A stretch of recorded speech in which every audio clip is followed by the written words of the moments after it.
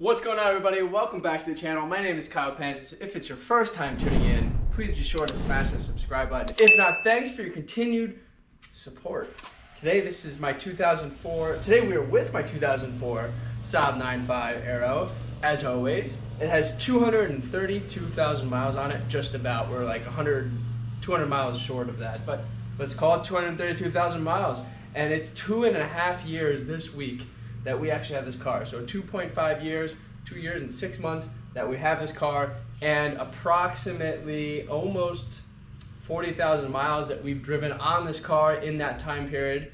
And it's been quite a ride. So today we're gonna actually just hop into a long list of everything that we've done on this car in the last 2.5 years in maintenance. So if you guys are gonna buy an old Saab, don't get scared. This is definitely over the course of 2.5 years, and some of it's elective, and some of it is because it was necessary. So let's hop into it.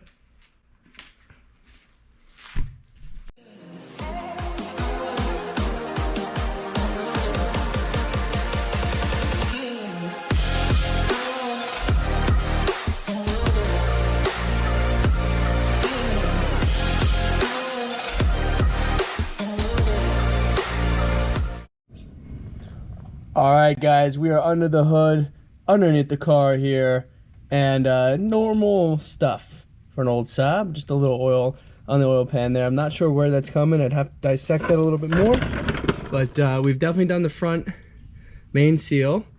Okay, we've done the gaskets, I think, on the oil cooler lines, which are not leaking, and we've done, let's see, all of that, and we've also done the water pump recently. So, but let's save that for later. So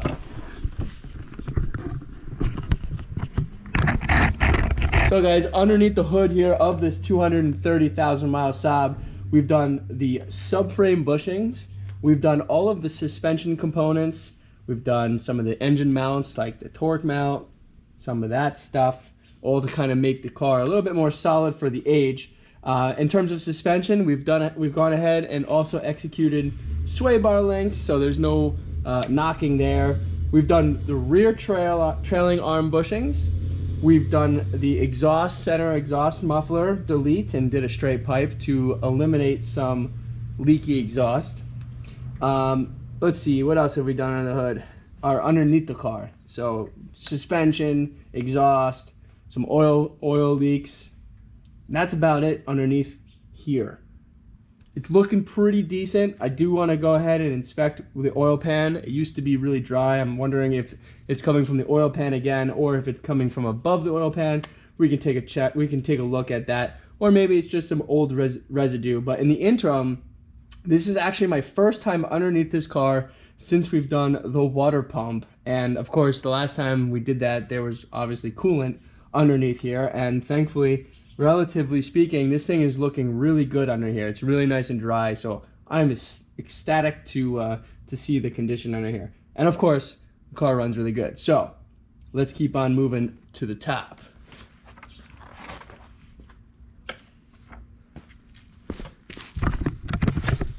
So you guys can see how much work we've done underneath the car. Moving to the top of the car.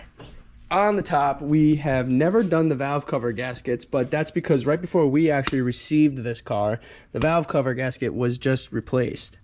Outside the valve cover, we've done the radiator. We've done all of the coolant hoses because those all broke, and so did our radiator. We went ahead and replaced all of our vacuum lines. I've replaced the vacuum pump brake line here, which goes to the vacuum pump and all the way to the manifold, which is working nicely right now, thankfully. Underneath this wonderful cover, we have also executed a brand new check valve. These check valves do go bad, and they will blow your motor if you don't properly maintain them. So that was replaced. And as you guys can see up here on the top of the engine, we are looking pretty dry, relatively speaking, for the age of the car. I would say this is amazing condition. So, like I said, the entire cooling system has been renovated. Water pump, radiator, hoses. All right, I've done it before, which I can probably do it again, but new plastic wrap there. Got a little oil seeping there, which is not a big deal. Let's probably clean that up. Clean that up today when I change the oil and kind of monitor that. Let's see.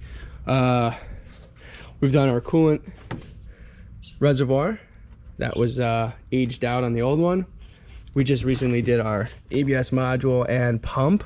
The pump was bad. I don't know if it was the pump or the module, but for the money, we replaced both of them at once just to cover ourselves. So that's really what's going on underneath the hood. Quite a bit. We've also done the check valve, which is right here, or excuse me, the bypass valve, which is right here. This was replaced.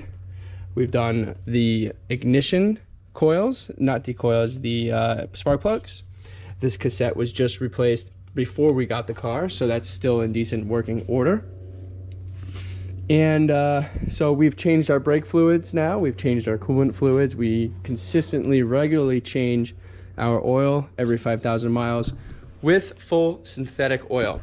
Also, I forgot to mention, with the cooling system, we did replace the sensor and the thermostat. So those are also brand new. Done a lot of work, guys.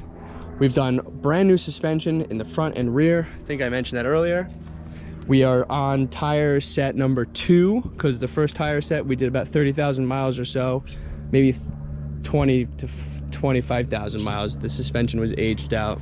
So between aging suspension and whatnot, we went through the first set of tires on a faster ride, but they weren't completely done. We were just road tripping this car to Florida, so we figured we should have fresh tires for that road trip. So what else have we done? I think that's pretty much it. We've done a lot of maintenance over the years. Entire braking system, entire cooling system, all of the oil gaskets that could potentially leak. The engine mounts are fairly good on this car. If anything, this one over here should be replaced at some point, which I haven't done. But the torque mount's good and the subframe bushings are good, so it runs really solid. The car runs really solid. Pretty freaking sweet, guys. 230,000 miles. Here's what's most impressive is the inside of a 232,000 mile Saab. You guys can see how well this car has held up. So obviously I got new fresh mats when I got the car. Speaking of that, I also did the airbag sensors on the front, because one of them went bad and it's kind of like one of those cheap parts that you can fix. On the inside, we have also replaced our radio. That's elective, didn't need to do that. We have changed our HVAC blower motor recently, serviced that. We've done the cabin air filter and the clock spring, because we were getting an airbag fault light coming and going, which was the airbag. The clock spring, not the airbag. And what else have we done on the inside? I just gotta think. I'm talking about like hardcore maintenance, not like stupid failures like blowing the ignition switch because I forgot to properly secure a wire behind there. That doesn't really count. Just talking about real maintenance. If it comes to mind, I will mention it, but I think I hit most of the big stuff. I would say like all this stuff is over the course of 2.5 years. But this is 232,000 miles, and this car is on the road every single day. So it is actually one of the most reliable cars in the driveway. It's actually more reliable than that 2020 Volvo XC60 right now with 20,000 miles or 25,000 miles. It actually has a check engine light on it right now for a faulty intake sensor, mass airflow sensor. Speaking of which, on these cars, I clean this every year with some mass airflow sensor cleaner to keep that thing fresh, help save that.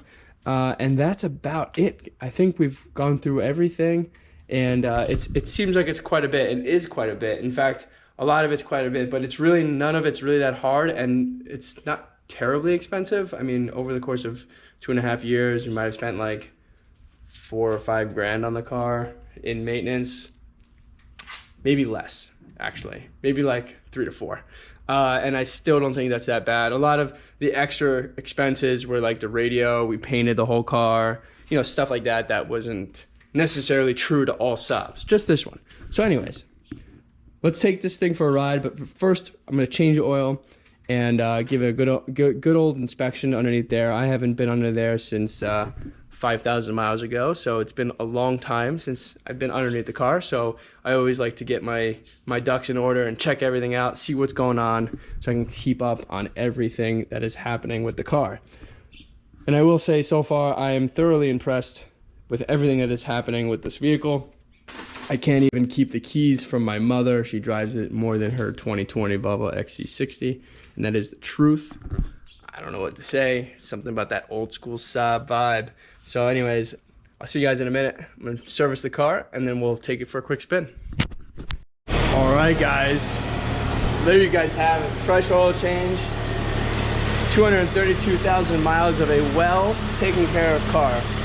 This car was definitely well maintained before me, so it's running amazing. I did inspect some of the oil that was on the oil pan surface when we went down there originally. And when I went and looked up, it was from the last time I changed the oil, I overfilled, I remember. And it's just some of that extra oil that kind of just seeped down over time, because it went all the way up. And I looked at the box for the oil trap, for the PCV system, and it was pretty dry, actually, believe it or not. So I don't think it was from there. I think it was coming down from when I overfilled. It just kind of like all kind of ran down that one pipe. And that's all it was. So I just wiped it down. There's no active drip on the driveway, so I think we'll watch it and see what it looks like the next time around. I mean, pretty freaking solid. All running good. Dang, freaking beautiful.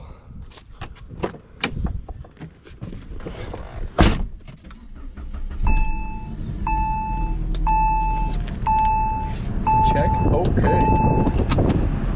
All right, guys.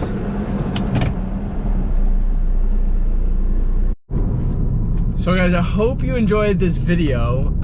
It's always nice to do a recap on the status update of these cars, because a lot does go on over the course of time. And when you go and think about everything you've done, and then you realize that this car has 232,000 miles on it, or just about, and it's super reliable and pretty bulletproof. And obviously, like, once you guys learn how to do all these things, like myself over the years, it's really cheap, relatively speaking, to maintain these cars and to keep them on the road.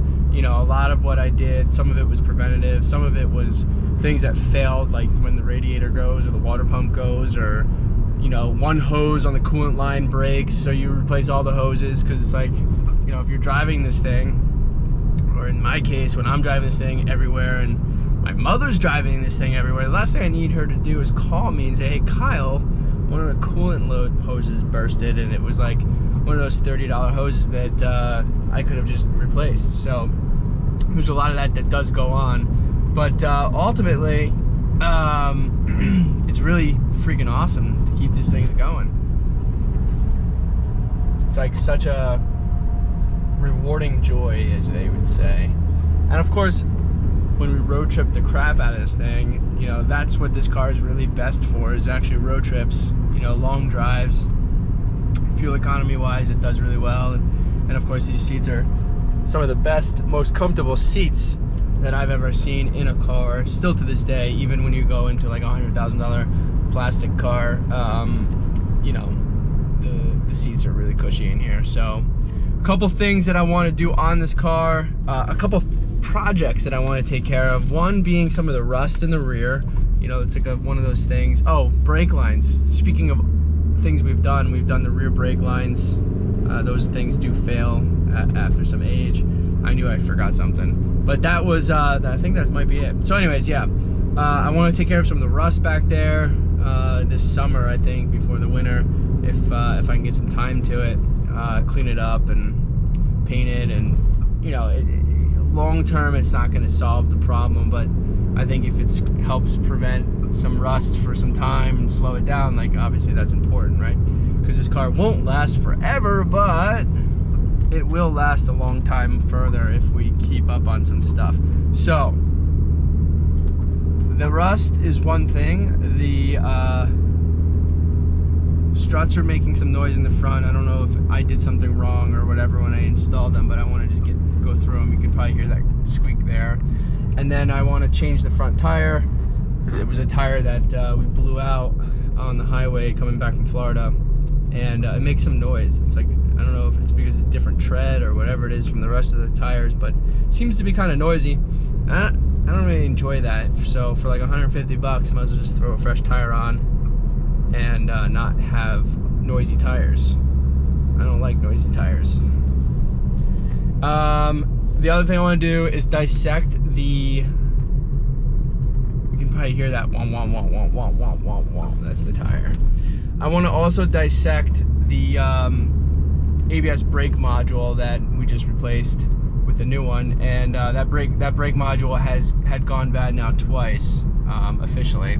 So I want to kind of crack it open, because either I can repair it or just kind of dissect it and see what the hell's going on inside, just for YouTube's sake, you know. Just take a day, take a razor blade, open that thing up for a couple, like, I don't know, probably takes like a half hour to get in there, not even.